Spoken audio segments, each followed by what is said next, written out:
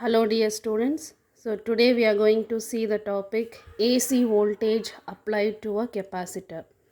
So here you can see that there is a capacitor of capacitance C and that capacitor is connected with the AC source, and here the input voltage is V is equal to Vm sin omega t. Okay, ஏன் நம்ம வந்து sine omega t எடுத்திருக்கோம் அப்படின்னா, because it is the alternating voltage. So sine wave, that means continuously changing with respect to time. So the instantaneous voltage applied across a capacitor is V is equal to Q by C. Okay, so this is according to the formula that the charge is directly proportional. The charge given to the capacitor and the potential developed in it. So Q is directly proportional to V. So Q is equal to CV. Okay, so so based on that, V is equal to Q by C. Then according to the Kirchhoff's loop rule. Okay, so there are two rules. First one is junction rule and second one is loop rule. So here we are applying the Kirchhoff's loop rule. So here already I said that the input voltage is V is equal to Vm sin omega t. So just replace that V by Vm sin omega t is equal to Q by C.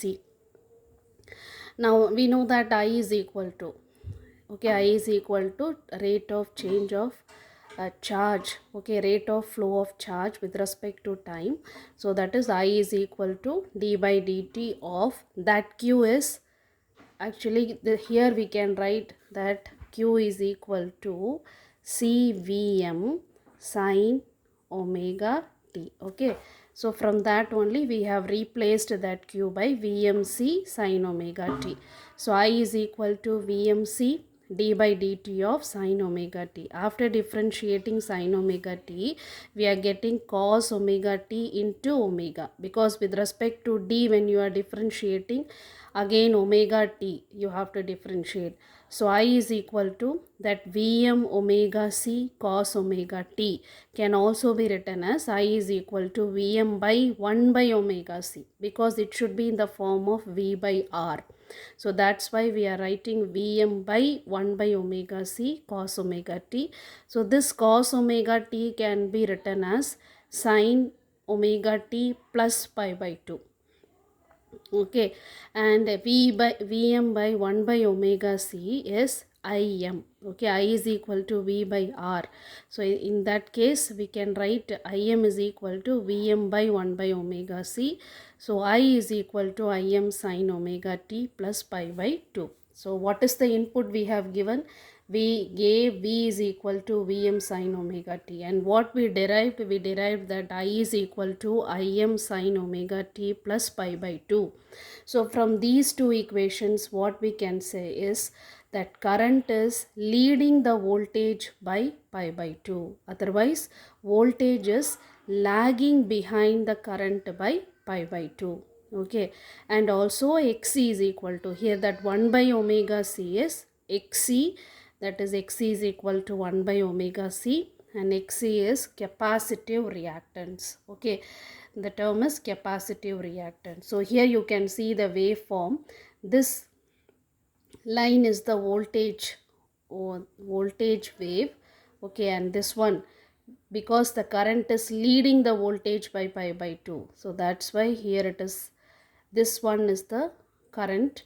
Okay, so P is equal to, next we can calculate the power, and power is equal to VI. So V is Vm sin omega t and I is Im cos omega t. Okay, so Vm Im sin omega t cos omega t, and we know that 2 sin theta cos theta is equal to sin 2 theta. So here it is sin theta cos theta, means then we can write sin 2 theta divided by 2. Okay, so P is equal to Vm Im sin 2 omega t divided by 2. P is equal to Vm Im by 2 sin 2 omega 2. T is 0. So power over a cycle, over one complete cycle, is equal to 0. Basically what we can understand is, in case of an alternating current or alternating voltage, always remember that for every positive value we have a negative value.